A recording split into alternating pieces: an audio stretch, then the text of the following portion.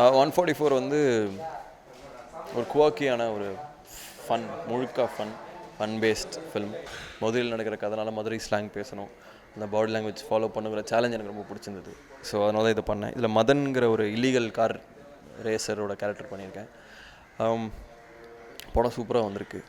நான் Siva சரோட first time நடிச்சிருக்கேன். ரொம்ப அமேசிங் எக்ஸ்பீரியன்ஸ். ஓவியா, ஸ்ருதி, ராம்தாஸ் அண்ணன் வந்து இந்த படத்துக்கு அப்புறம் கண்டிப்பாக வேறு லெவல் போவார். என்னோடய ஃபேவரட் ஆக்டர் அவர். அதுக்கப்புறம் கேமராமேன் குரு சார் எக்ஸ்ட்ரானரியாக பண்ணியிருக்காரு.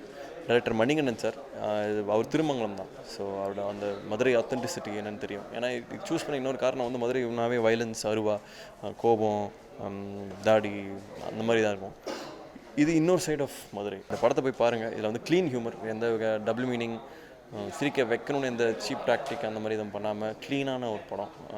ட்ரெய்லர்லேயே சொல்லியிருப்பாங்க சூதுகம் மீன்ஸ் முண்டாசு பட்டின்னு. ஸோ அந்த மாதிரி தான் இருக்கும். ஸோ கண்டிப்பாக அந்த படத்தை தேட்டரில் போய் பாருங்கள். முண்டாசு பட்டியில் நான் பண்ண மியூசிக் வந்து ரொம்ப வேர்ல்டு மியூசிக்காக தான் நான் பண்ணேன். ஒரு இந்தியன் ஃப்ளேவரோடு இருக்கிற வேர்ல்டு மியூசிக் ஆல்பமாக தான் இருக்கணும்னு நான் நினச்சேன்.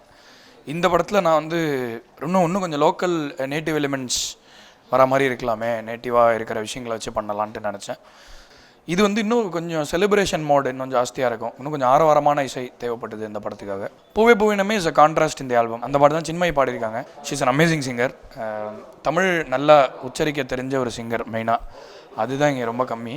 அது தமிழ் தெரியறதே ஒரு பெரிய விஷயம் இப்போது. ஏன்னா வானாலே வா அந்த மாதிரிலாம் சொல்லுவாங்க.